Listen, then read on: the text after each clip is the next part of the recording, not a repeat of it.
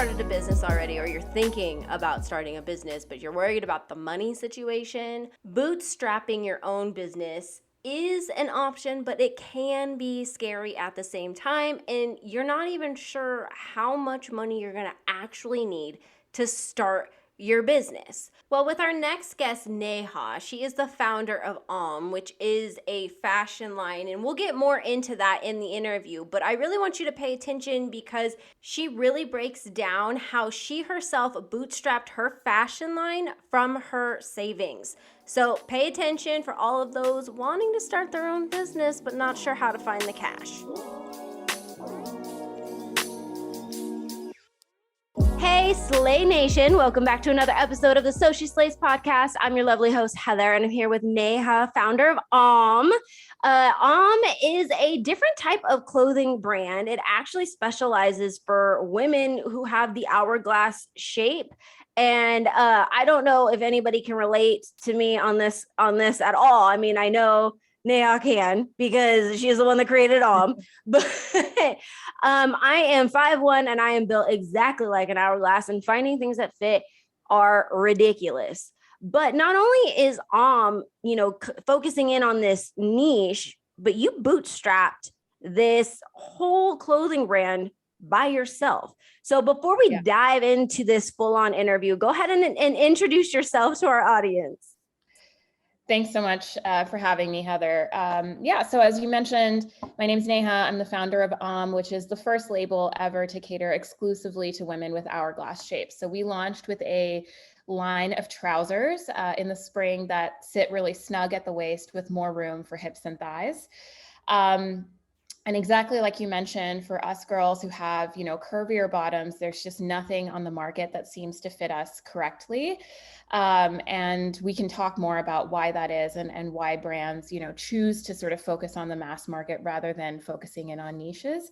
And yes, as you mentioned, the entire company has been bootstrapped from my savings. So it was a long journey to get here. I haven't taken any outside investment. And it's challenging at times, but it comes with its own set of rewards. So I'm happy to talk through that.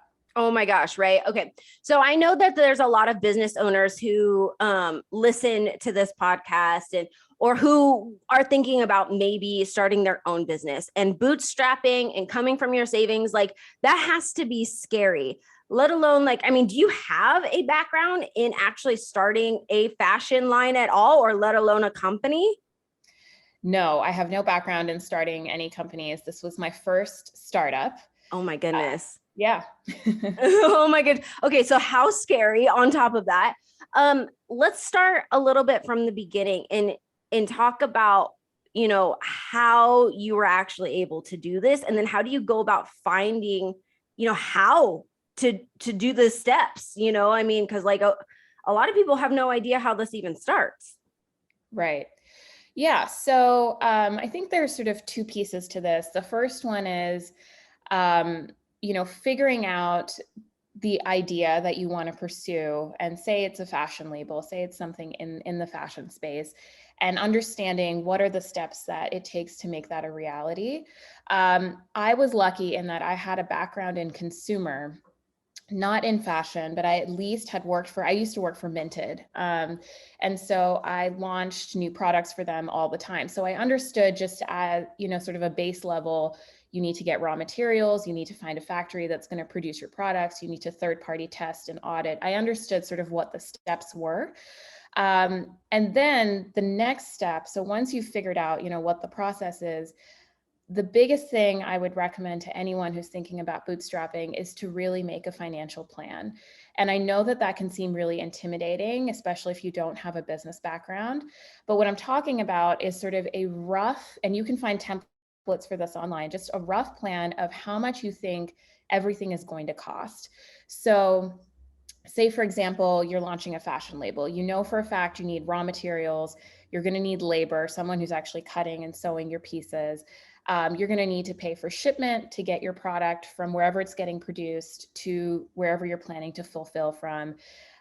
Maybe definitely you want to get testing done. So you want to make sure that your products will wash in the washing machine, for example, or that they're safe, the dyes are safe. So they're third-party testing companies. Packaging.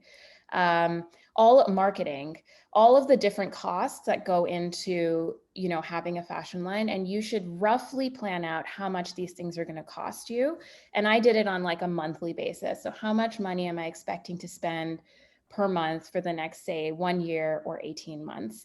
And these are all values you can estimate just by Googling around. So you can roughly figure out, what is the per meter cost of cotton? What is the, labor cost in X country? Things like that. So that's sort of like your business financial plan. And then layer on top of that, what are your personal costs for the next year and a half, right? You got to pay rent, you got to eat food. Like, how much are you planning on spending every month? And sort of figure out, okay, so for the next 12 to 18 months, here's how much it's going to cost me to launch this business. And then add maybe like a 15% buffer on top of that, because things never go according to plan and you're never going to hit your costs exactly the way you want to hit them. So add a buffer. So now you've got like a rough understanding of how much things are going to cost. And you can sort of match that up with your savings and see, okay, do I have enough to cover me for the next 12 to 18 months? If you have just enough, I would say it's probably, just to be safe, maybe try supplementing with a secondary source of income. So if you are able to freelance on the side, if you're able to do consulting work on the side. So anything where you can kind of give yourself, like, you're not just breaking even, but you have a little bit of buffer. If you're in that place financially, I would say you are ready to bootstrap your business. If you're not in that place financially, all hope is not lost. And I think there's actually a lot of investment options that are not discussed very publicly. Especially, I'm from the Bay Area, and the most common, conversation that I was having was, you should go seek investment. You should go raise money. And it didn't make sense for a business like mine that was a fashion label and it was a small business, and I was intending to grow it very slowly and intentionally. So some other ways of raising money are, you can apply for grants. So there's tons of small business and women in business grants that are available. They give you anywhere from like $5,000 to $25,000 in a stretch. There are also, once you have inventory, you might qualify for loans from the bank or other federal loans, because they look for, some kind of assets that you can use as collateral. So you might qualify for loans. So there are a number of ways where you can kind of, like, if you don't have all of the money saved up, you can then supplement. But the important thing is that you have that financial plan ahead of time, so you understand how much you need in addition. No, I feel like that's anything, we talk a lot here on, Social Slays about financial stuff and planning and kind of being prepared as much as you can. I love the fact that you brought up grants, because I think that's a lot of, there's a lot out there that is definitely underused. So I know a lot of people, it's like, well, if I just go to Google and I say, oh, women in business grants, like, so many things pop up, and a lot of it has nothing to do with grants itself. So how were you able to find the grants? Yeah, so it does take a little bit of digging and searching, and I do think Google is a great place to start. I would, if you are an American citizen, which I'm actually not, but if you are an American citizen, there are a number of government and federal websites that are really like strong place to start, where they have sort of programs that they've been running for years, and they run very religiously for years. So I would probably start with those government sites first. The other thing that I would consider looking at is there are companies that I would call them like aggregators. So there are pages where they have aggregated grants, and they just have like a long list of them with very basic criteria written next to them. So you can quickly browse through and see, okay, out of these like 50 grants, I might qualify for 10. And then click into each of those grants and check the criteria very closely. I totally hear you on, like, some of those grants, you think they sound great, and then you look at, they've got like 50 criteria and you're like, okay, I don't qualify for them. Yeah. And I think a lot of people too don't really understand. Did you apply for grants yourself? Did you go about that route? I didn't need to for the launch, but I might be doing it for the second collection. Yes. And I know we're kind of segueing in here, but as far as writing or filling out grants and all that kind of stuff, I think people get intimidated because I mean there is such a thing as a grant writer. Like that's actually a job for some people. Mhm. So if you've explored this avenue at all, like what are some things that you found, or maybe that you're like, okay, maybe I do need to hire a grant writer, or hey, I can actually do this myself. What are some things that you're running into, or you do you even know, because you're still like trying to figure that out, right?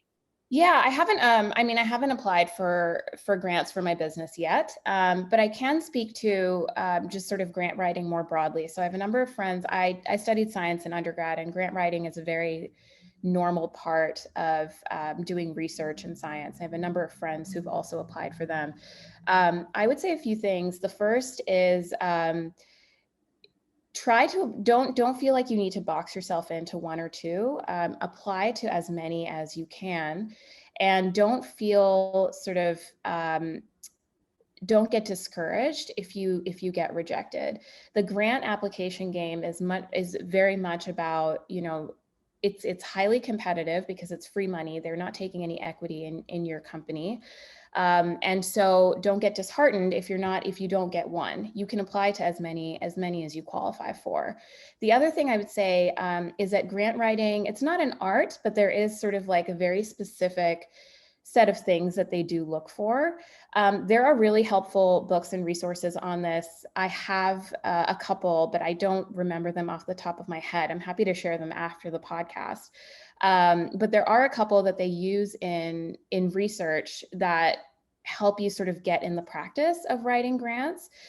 Grant writers, I think, can be pretty expensive. So if you can afford it, that's fantastic. But I think that there are ways to just do it yourself. No, agreed. And I mean, I'm always one of those people where I'm like, if you can figure out how to do it yourself, do it. Yeah. It's always a very helpful tool, I think, to kind of come back to. And to get back on track as far as like bootstrapping and all that kind of stuff. What are some fears, I would say, that you ran into? Because obviously, like doing this yourself and your savings, I mean, if you're anything like me, taking out of your savings, you're just like, oh my goodness, I hope this works. Or like, it took you forever to save up that money. So you're just like, oh my gosh. Yeah, I think it's terrifying to just watch your bank balance only go down. And so if you have the bandwidth, I would recommend, just for mental peace, just like 1 or 2 days a week, if you're able to freelance or consult, it will give you some mental stability. I think that so the financial planning and the budgeting upfront helps a lot. It helped me, at least, because it helped me understand whether I was hitting or sort of missing my targets every month. And if you have sort of that structure, both in terms of like the costs, are you coming within like a 10-15% buffer of your costs, or are you way overshooting what you predicted your costs would be? And then on the revenue side, are you sort of, once you launch, are you bringing in the types of sales that you had predicted you would be bringing in, or are you coming in way under? And if you can kind of look at that objectively, you can say, okay, well, according to my financial plan, I was going to break even in 6 months or 9 months or 12 months. So I know I'm roughly in the range of cost and revenue. So I will break even. It might be a month or two later, but I am going to break even. And it just brings a little bit of mental peace. Yeah, no, I can totally understand that.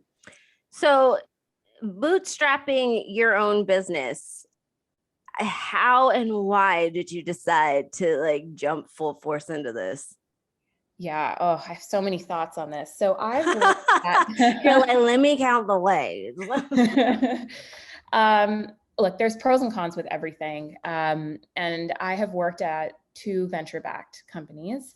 And I have seen the upside of that. You get flush with investment, and you also get some mentorship depending on who the VCs are that sit on your board.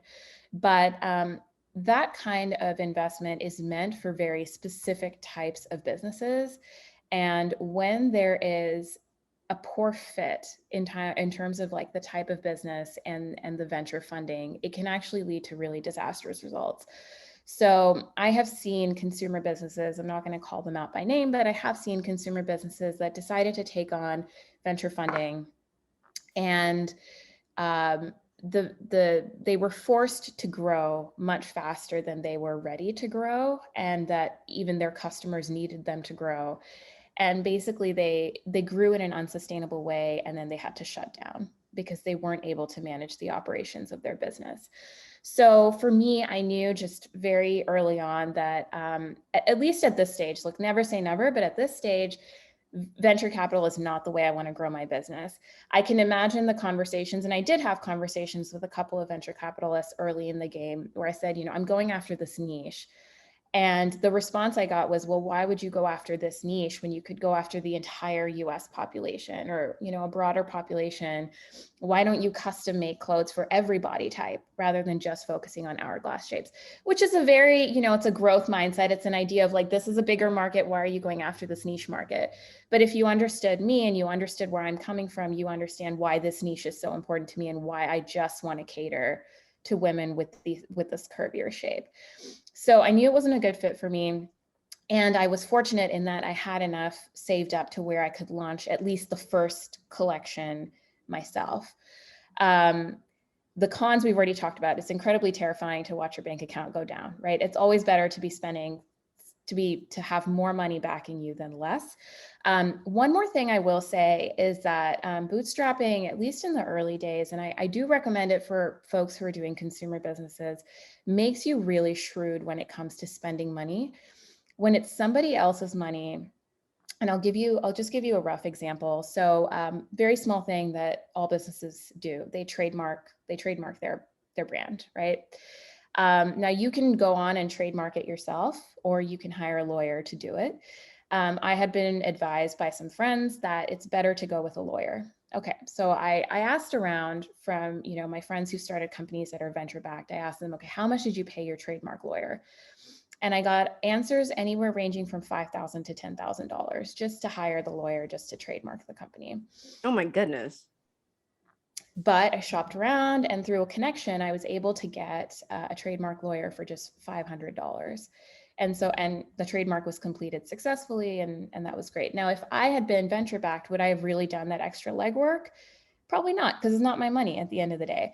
But when it's your own $5,000 or $10,000, you think really hard before spending that.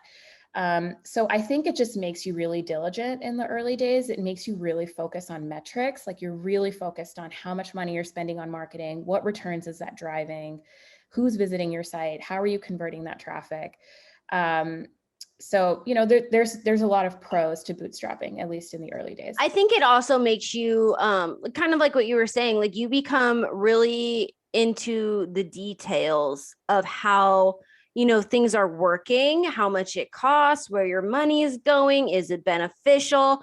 And like, let's think about this. When you yourself are involved in the trenches and the actual foundation building and all that kind of stuff, those are the businesses that tend to make it, because yes, it may be a little slower to begin with, but your business inside and out. Mm-hmm. And nobody wants to spend money or like invest in a company where the own founder is not as well versed in their own company as they feel like they should be. Like, if I was an investor, I would not want that. I'd be like, please tell me your company inside and out. Like, you should know this. So I highly agree with you on that bootstrapping process. So let's shift gears a little bit, because you also talked about, focusing in on this niche and how it affects you personally. And why is it that it's so hard to find, clothes that fit body types that don't necessarily reach the masses? Yeah, so there's a very interesting history around sizing, and it dates back to the 1940s. So if you sort of go back to when standardized sizing was developed, it was in the 1940s when they surveyed, I think it was 15,000 women across the US. They went around and they took their measurements, and they used those to largely develop the sizes you're seeing today. They made sort of at least two crucial mistakes in that process. One, they only included the data of Caucasian women. And two, of course, for those people who do like don't see me, I just like rolled my eyes. And two, they largely relied on their bust measurement, assuming that they would be proportional in the rest of their body. So you can imagine, first of all, that set of data points was not representative of women even back in the 1940s. It's definitely not representative of women today. And there have been some small improvements to that size chart, but by and large, it's very similar to what it was back then. So if you want to innovate on sizing, you have to go back to square one and redo that size chart. And so that's what we did at right? So we created a fresh data set of over 300 measurements coming from women who are curvier on the bottom. And then we used those measurements to make our own size chart. And if there is this sort of movement now, I see it in what I call ultra niche brands. So brands that are really focusing on fit in a new way. So you mentioned you're petite. There's a company called Short Story Box that came out a couple of years ago. I think they're Y Combinator backed. Short Story Box. It's so interesting because it's not until I talk to other people that they're like, oh, you should look at this, or oh, you should try this. And I'm like, I didn't even know these people existed. I don't know how big they are, but they launched a couple of years ago, and they cater exclusively to petite women. They're like a subscription box.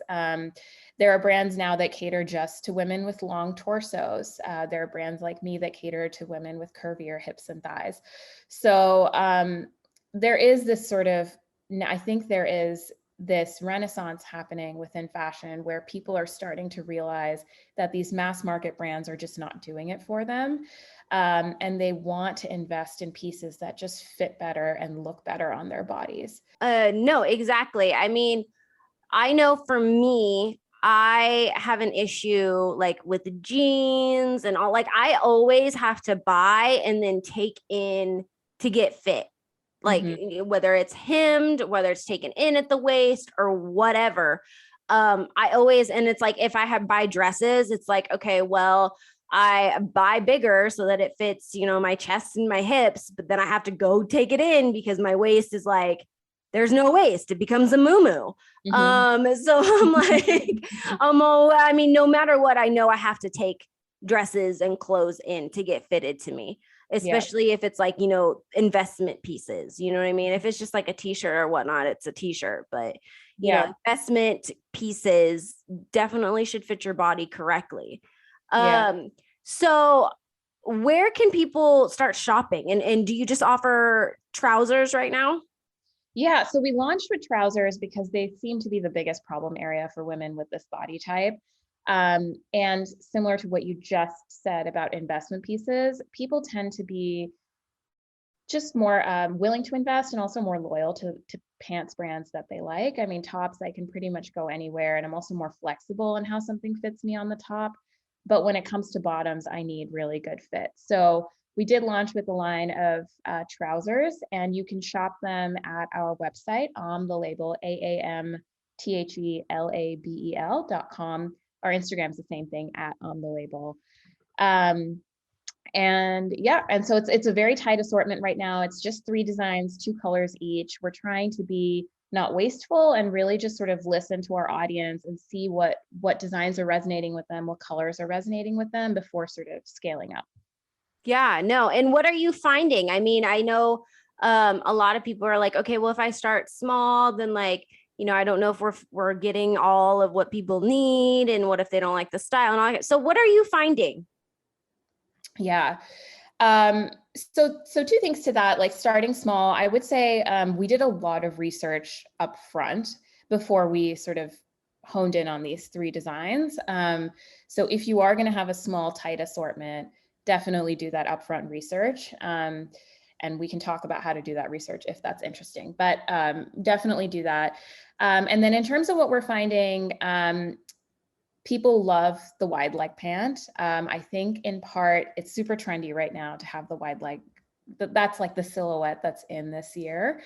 And it's also like a universally flattering silhouette, I think, if you can get it right. So one of the biggest issues that we heard from customers when we did our research was, I'm seeing this wide leg pant silhouette, but because I've got big hips and thighs, on me, it just looks like a glorified boot cut. Like it gets so tight on the hips that it doesn't look like this flowy bohemian pant that I see all these models wearing. So we had a new size chart and we built a wide leg pant off of that size chart. So now if you have curvy hips and thighs, you still get that bohemian flowy look with like your waist snipping rise. So the wide leg pant is our best seller. We haven't had a single return to date, which is insane for And retail. how long have you been up and running? So we're in our 3rd month of operation now. Ooh, get it, girl. So this is still brand new. Yeah, we launched in April. Oh my gosh. And any words of wisdoms or any reflections On since launch? Like since on the launch? Yeah. Since the inception of the idea, I feel like you've been working on this for a long time if you've done that much research. Yeah, I would say pay attention to the customer. I know that people always say that, but it's especially important if you're bootstrapped and if you are in a seasonal business like fashion. So a lot of folks, they'll launch jewelry businesses or perfume businesses. Those are less seasonal. But with fashion, it's like, it's in for a season or two and then it's out. So you have to really keep a close ear on what the customer wants. And that goes with everything from like silhouettes to colors to fabrics to everything. And then the second thing I would say, and this is something, unless you have outside investment, you should really take seriously, is don't underestimate the power and value of marketing. And don't sort of underestimate how much it's going to cost you on the marketing side to really, you can have the greatest product on the planet. We have a 3% return rate across the board and 0% on the wide leg pant. So that is an extremely low return rate for retail.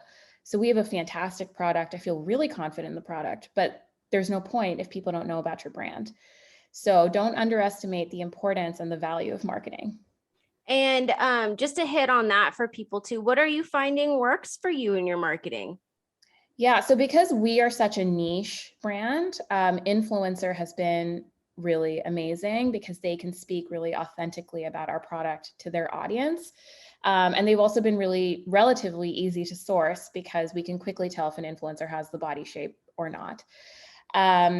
Other things that seem to be working, we love partnering with podcasts and blogs like you guys, like folks who are really mission aligned and who understand the vision of the brand. Yeah, I think those are sort of the two. We're really trying to focus on sort of niche strategies where we can speak to audiences directly and in an authentic way. Yeah, definitely. Okay, so to kind of wrap this up a little bit, where can people find you to go along with your journey, and go ahead and hit where people can go shopping again? Yeah, so you can find us on Instagram at the label, AAMTHELABEL, or you can shop at our website, which is www.omthelabel.com. Awesome. Thank you so much for joining us. It was so much fun, and I'm really excited to go check out Amazing. Thanks so much.